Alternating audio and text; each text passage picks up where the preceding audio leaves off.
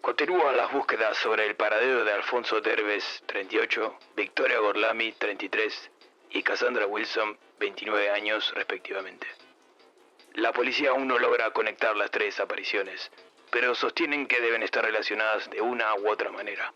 A pesar de que caminan a ciegas, los investigadores no descartan la posibilidad de encontrarlos con vida.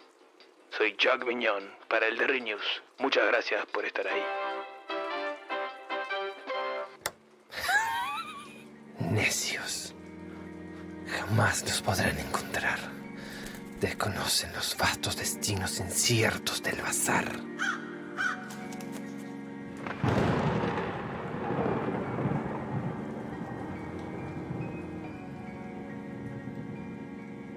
Bienvenidos a la segunda temporada del Bazar de los Tormentos.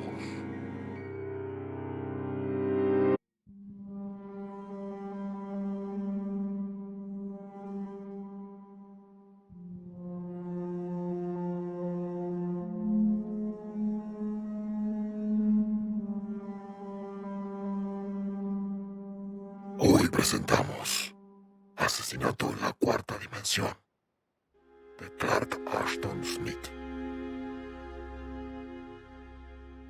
Las siguientes páginas proceden de un cuaderno de notas descubierto al pie de un roble, en la avenida de Lincoln, entre Bowman y Auburn. Hubiesen sido desechadas como el trabajo de una mente desordenada, si no hubiese sido por la inexplicable desaparición 8 días antes de James Buckingham y Edgar Halpin. Los expertos aseguran que la letra de mano era indudablemente de la de Buckingham. $1 de plata y un pañuelo marcado con las iniciales de Buckingham fueron también encontrados en los alrededores, no muy lejos del cuaderno.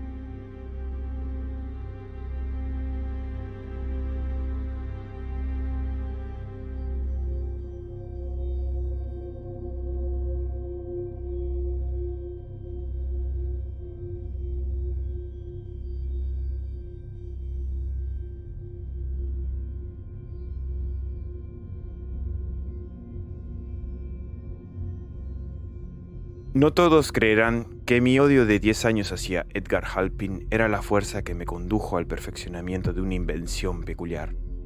Solo aquellos que han detestado a otro hombre comprenderán la paciencia con la cual desarrollé mi venganza. La maldad que él me produjo debía ser expiada, tarde o temprano, y nada menos que su muerte sería suficiente. Sin embargo, no me importaba efectuar un simple crimen, sino más bien la ejecución de la justicia. Y como abogado, sabía cuán difícil, cuán prácticamente imposible era el encargo de un crimen que no dejara evidencias. Por consiguiente, medité larga e infructuosamente sobre la manera de la cual Halpin debía morir. No tenía razón suficiente para odiar a Edgar Halpin. Habíamos sido amigos cercanos durante nuestros días escolares y a través de los primeros años de nuestra vida profesional, como colegas en la ley. Pero cuando Halpin desposó a la mujer que yo amaba, con completa devoción, toda la amistad cesó de mi parte y fue sustituida por una inexorable enemistad. Incluso la muerte de Alicia, 5 días después del matrimonio, no hizo ninguna diferencia. No podía olvidar la felicidad de la cual había sido privado. La felicidad que ellos habían compartido en esos años, como ladrones que eran. No debe suponerse que yo era lo bastante indiscreto como para traicionar mis sentimientos. Halpin era mi socio en la firma de abogados de Auburn, y yo continué siendo un frecuente invitado en su hogar. Dudo que alguna vez se haya dado cuenta de mis sentimientos por Alicia. Soy de temperamento discreto, moderado, y también soy orgulloso. Nadie, excepto la misma Alicia, percibió jamás mi sufrimiento. Pero incluso ella no sabía nada de mi resentimiento. Halpin confiaba en mí, y alimentando como lo hice la idea de una represalia, cuidé mucho de que continuara confiando en mí. Me convertí en una necesidad para él, en todos los sentidos. Lo ayudé cuando mi corazón era un caldero de veneno. Proferí palabras de fraternal afecto y di palmadas en su espalda cuando más bien le hubiese enterrado una daga. Conocía todas las torturas y náuseas de un hipócrita, y día tras día, año tras año, elaboré mis planes para la venganza final. Aparte de mis deberes legales, durante esos años, me dediqué a todo lo que estuviera disponible sobre métodos de asesinato. Los crímenes pasionales me atraían y leí incansablemente los registros de casos. Llevé a cabo un estudio de armas y venenos y mientras lo estudiaba, me imaginaba la muerte de Halpin en todas las formas posibles. Imaginé el acto, la ejecución, en todas las horas del día y de la noche, y en una multitud de lugares. El único defecto en estos sueños era mi incapacidad para pensar en algún lugar que asegurara la perfecta imposibilidad de un descubrimiento posterior.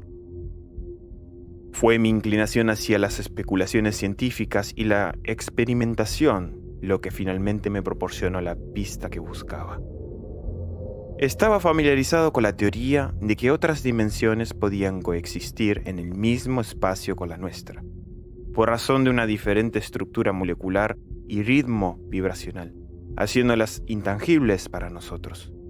Un día, mientras estaba enfrascado en mis fantasías, se me ocurrió que alguna dimensión invisible, si uno pudiera tan solo acceder a ella, sería el lugar perfecto, la perpetración de un homicidio. Todas las evidencias circunstanciales hacia el mismo cuerpo no existirían. En otras palabras, no existiría el corpus delicti.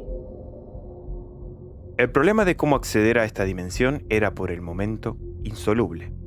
Inmediatamente me dediqué a la tarea de considerar los problemas que tenían que superarse y las posibles formas y medios.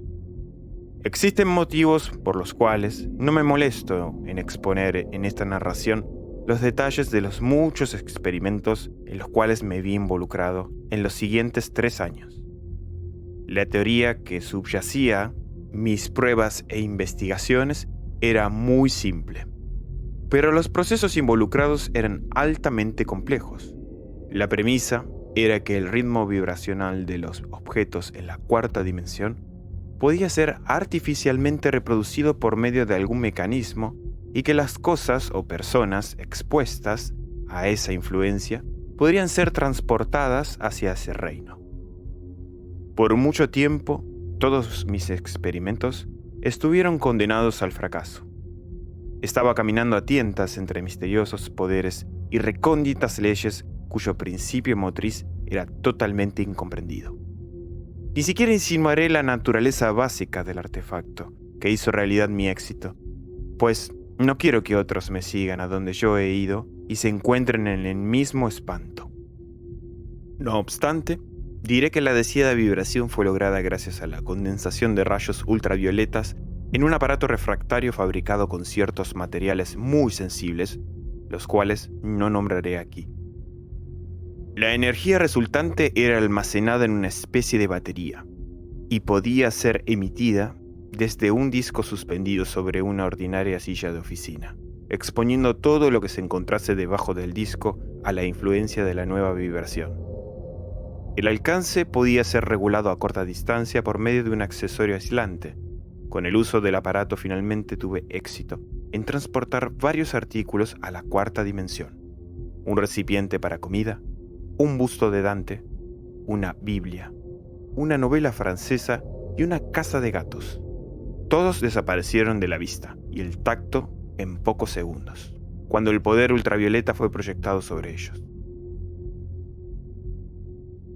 Sabía que, desde ese momento, los objetos estaban funcionando como entidades atómicas en un mundo donde las cosas poseen el ritmo que había sido inducido artificialmente por medio de mi mecanismo.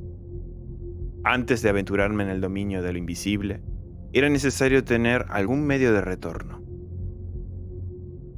Así que inventé una segunda batería y un segundo disco, a través del cual, por medio de ciertos rayos infrarrojos, las vibraciones de nuestro propio mundo podían ser reproducidas. Al proyectar la fuerza desde el disco sobre el mismo lugar donde el recipiente de comida y los otros artículos habían desaparecido, tuve éxito en traerlos nuevamente. Todos estaban intactos, y si bien varios meses habían pasado, el gato no había sufrido en su visita tetradimensional. El artefacto era portable, y tenía pensado llevarlo conmigo en mi visita al nuevo reino en compañía de Edgar Halpin. Yo, pero no Halpin, retornaría nuevamente para disfrutar de los afanes de la vida mundana. Todos mis experimentos habían sido llevados a cabo en total secreto, para enmascarar su verdadera naturaleza, así como también lograr cierta privacidad. Construí un pequeño laboratorio en el bosque, más precisamente en un rancho sin cultivar de mi propiedad, ubicado a mitad de camino entre Auburn y Bowman. A él me retiraba a intervalos variables cuando tenía tiempo libre, sobre todo para llevar a cabo algunos experimentos químicos de una naturaleza educativa pero muy lejos de ser inusuales. Nunca admití a nadie en el laboratorio. Y no poca curiosidad fue manifestada entre amigos y conocidos en relación a su contenido y a los experimentos que yo estaba realizando. Nunca proferí una sílaba a ninguna persona que pudiera indicar el verdadero objetivo de mis investigaciones. Tampoco olvidaré el júbilo que sentí cuando el artefacto infrarrojo había demostrado su funcionabilidad recuperando el recipiente de comida, el busto, los 2 volúmenes y el gato. Estaba tan ansioso por la consumación de mi retrasada venganza que ni siquiera consideré un viaje preliminar a la 4ª dimensión. Había determinado que Edgar Halpin debía precederme.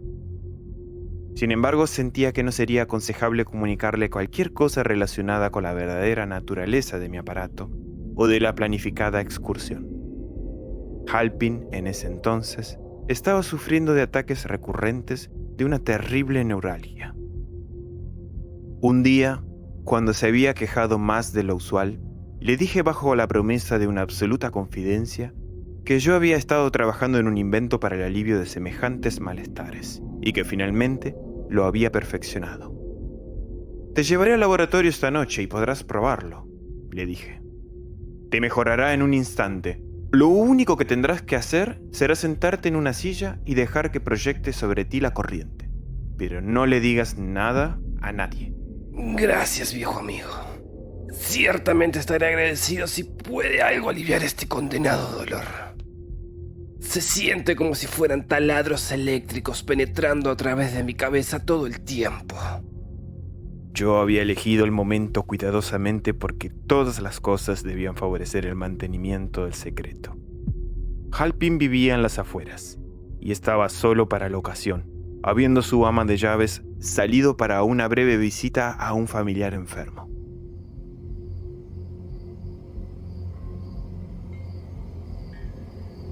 La noche estaba oscura y neblinosa, y me puse en marcha hacia la casa de Halpin.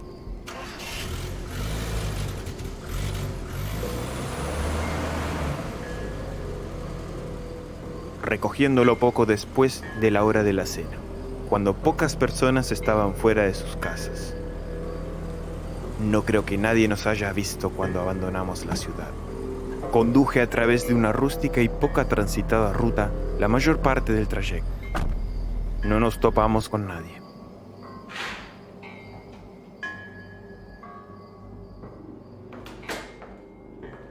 Halpin profirió una exclamación de sorpresa cuando encendí las luces del laboratorio. Ni siquiera había soñado que tenías tantas cosas aquí. Comentó, observando con respetuosa curiosidad. Señalé la silla sobre la cual estaba suspendido el dispositivo ultravioleta. Toma asiento, Ed. Pronto curaremos todo lo que te aqueja. Seguro que no vas a electrocutarme. Un estremecimiento de violento triunfo corrió a través de mí cuando él se sentó. Todo estaba ahora en mi poder, y el momento de la recompensa por los 10 años de humillación y sufrimiento estaba al alcance de mi mano. Halpin no sospechaba nada, El pensamiento de cualquier daño a su persona o alguna traición de mi parte habría sido increíble para él. Colocando mi mano bajo mi abrigo, acaricié la empuñadura del cuchillo de caza que llevaba. ¿Todo listo?, pregunté. Seguro, Mike. Adelante. Había encontrado el ángulo exacto que envolvería todo el cuerpo de Halpin sin afectar la silla. Fijando mi vista sobre él, presioné el pequeño tirador que encendió la corriente de los rayos vibratorios. El resultado fue instantáneo.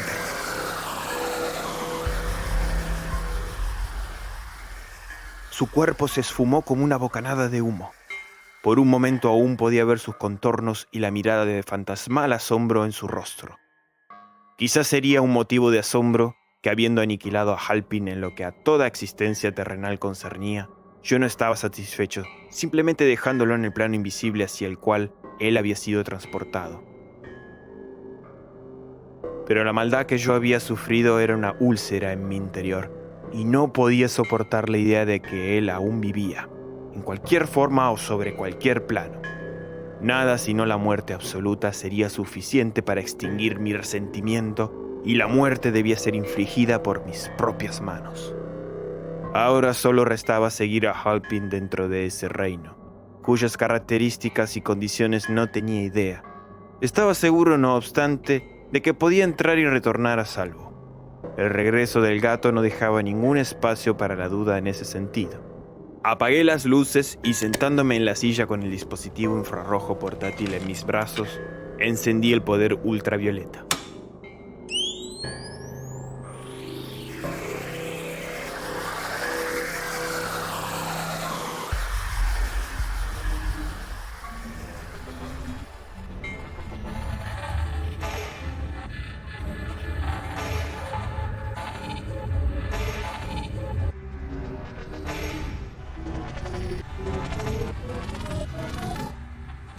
La sensación era la de estar cayendo a una velocidad de pesadilla dentro de un gran abismo. Mis oídos estaban sordos por el intolerable trueno del ascenso. Un espantoso malestar se apoderó de mí, y por un momento estuve cerca de perder la conciencia en el negro vórtice que parecía absorberme hacia la nada. Entonces, la velocidad de la caída fue reduciéndose poco a poco, y suavemente me posé sobre algo sólido. Había un tenue brillo que creció mientras mis ojos se acostumbraban a él, y por esta luz vi a Halpin parado a unos pocos pies de distancia. Detrás de él había oscuras y amorfas rocas, y los vagos contornos de un paisaje desolado de montañas bajas y llanuras primordiales. Si bien yo podría haber deducido que esperar, estaba de alguna manera sorprendido por el carácter del medio ambiente en el cual me hallaba.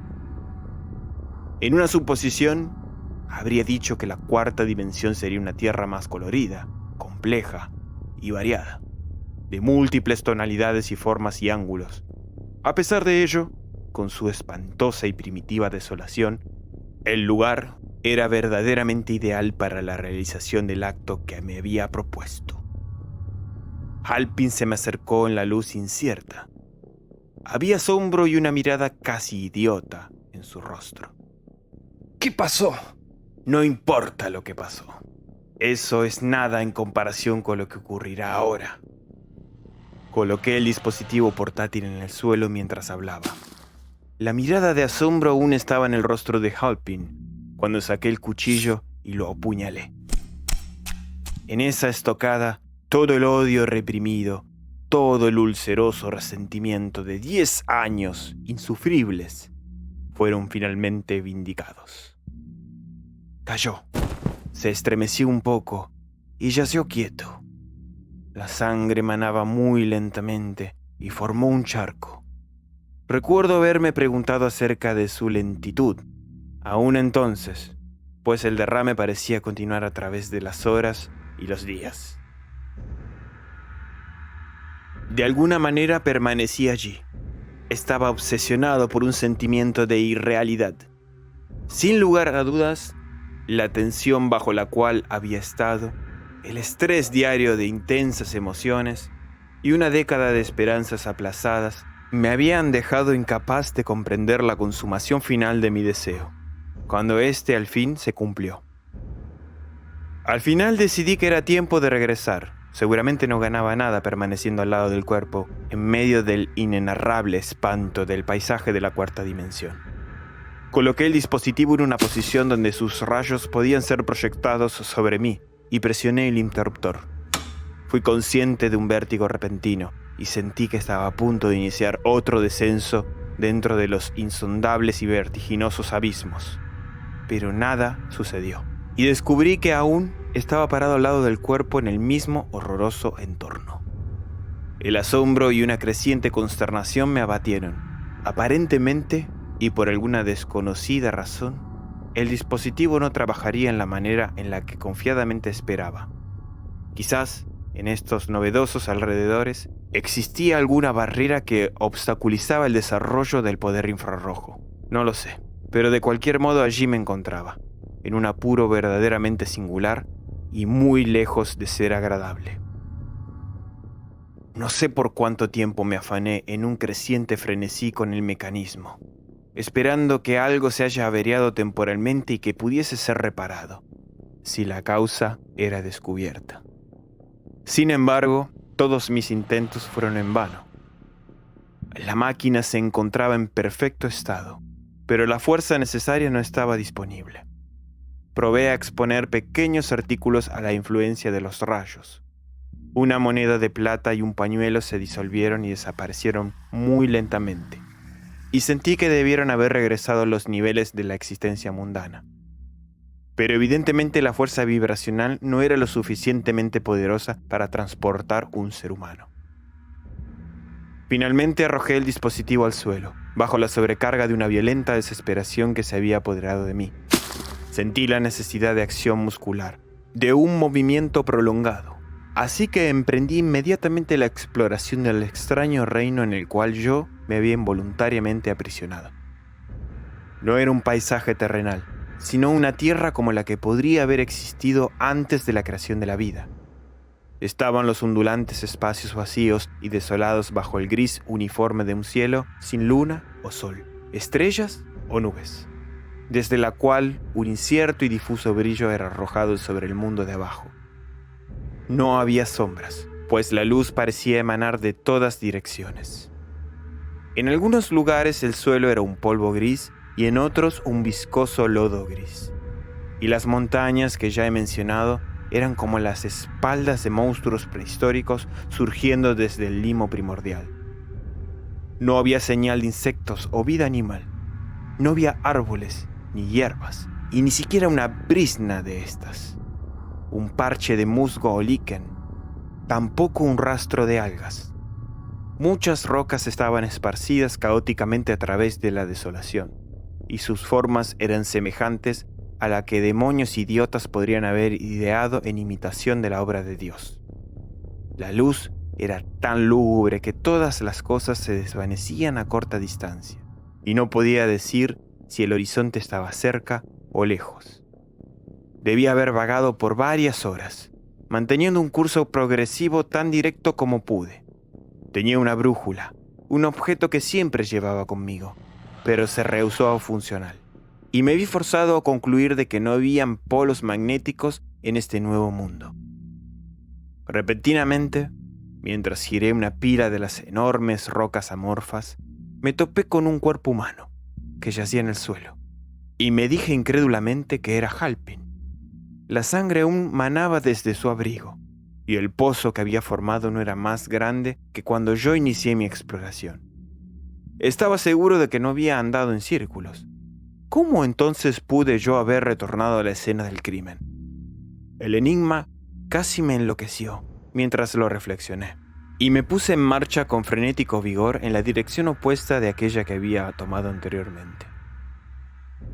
En todos los aspectos, la escena a través de la cual ahora caminaba era idéntica de la que se extendía al otro lado del cuerpo. Era difícil creer que las bajas montañas, los sombríos niveles del polvo, la luz, las monstruosas rocas no eran las mismas. Saqué mi reloj con la intención de cronometrar mi progreso, Pero las manecillas se habían detenido en el mismo instante en que me zambullí dentro del espacio desconocido desde mi laboratorio. Luego de caminar una enorme distancia, durante la cual, y para mi sorpresa, no me sentía fatigado en lo absoluto, regresé una vez más al cuerpo. Por un momento pensé que verdaderamente me había vuelto loco. Ahora, luego de una duración de tiempo, o eternidad, que no puedo calcular, estoy escribiendo a lápiz este relato en las hojas de mi cuaderno de notas. Lo escribo al lado del cuerpo de Edgar Halpin, del cual no he podido escapar, pues una veintena de excursiones dentro de los penumbrosos reinos en todas las direcciones han terminado trayéndome de regreso a él. El cuerpo aún está fresco y la sangre no se ha secado. Aparentemente lo que conocemos como tiempo no existe en este mundo, o en cualquier caso está seriamente desordenado en su acción, y la mayoría de los normales efectos están igualmente ausentes.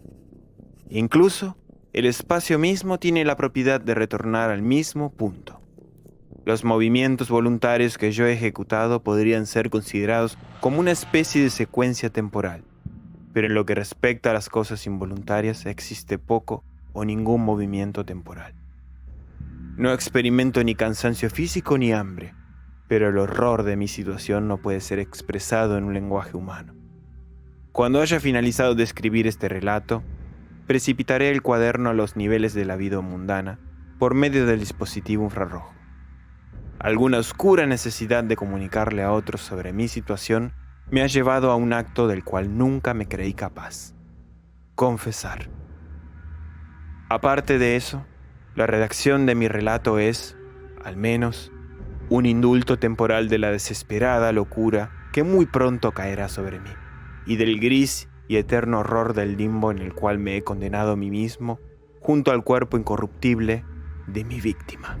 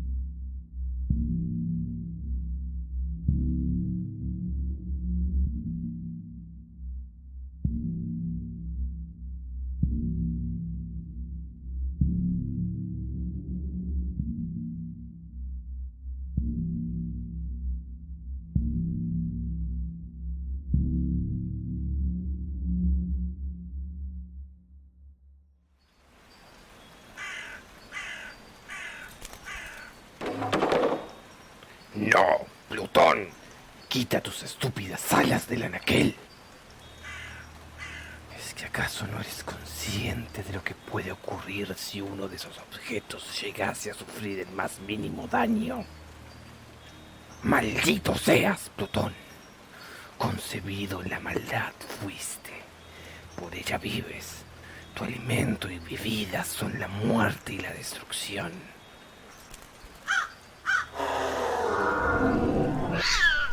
Y ahora vuelves a adoptar esa estúpida forma felina. ¿Acaso no aprendiste aquella lección que te costase vuestro ojo izquierdo?